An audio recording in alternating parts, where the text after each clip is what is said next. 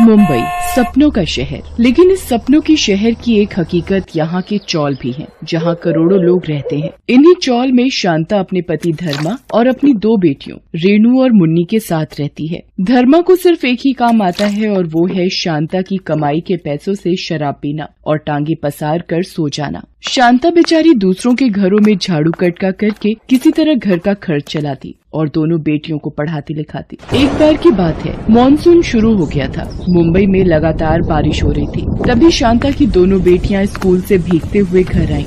अरे तुम लोग तो पूरी तरह भीग गए, थोड़ी देर कहीं रुक जाते। माँ, हमने बहुत देर इंतजार किया लेकिन बारिश रुकी ही नहीं। हमें लगा ज्यादा देर हो जाएगी तो आप परेशान हो जाएंगी। ये मुंबई की बारिश भी ना हम गरीबों के लिए मुसीबत ही लेकर आती है। माँ, तुमने पिछले साल कहा था कि हमें रेनकोट ला दोगी, अगर वो ला दो तो हम नहीं भीगेंगे।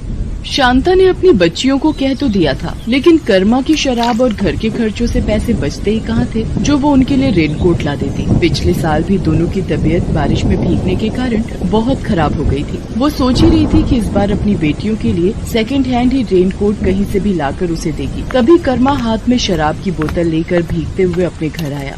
शांता, अरे ओ शांता, कहाँ मर गई तू?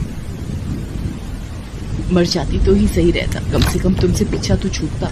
ये तू क्या बकवास कर रही है? तुझे अपनी बेटियों की फिक्र नहीं है? मुझे तो है लेकिन आपको नहीं है। पूरा दिन शराब शराब शराब। कर्मा के साथ सबसे बड़ी दिक्कत ये थी कि वो अपनी बुराई तो सुन लेता, लेकिन अगर कोई शराब की बुराई कर दे तो उसका पारा चढ़ जाता। उसने गुस्से में शांता को एक थप्पड़ मार दिया। मुफ्तखोर औरत, तू क्या समझती है अपने आप को? है मैंने कितनी बार कहा कि मेरी शराब को अगर एक शब्द भी बोला तो मुझसे बुरा कोई नहीं होगा। ये शराब हमारा घर तोड़ रही है, आपको नहीं दिखता? चुप चुप कर, नहीं तो मार मार कर मुंह सुझा दूंगा तेरा। बात कर रही है।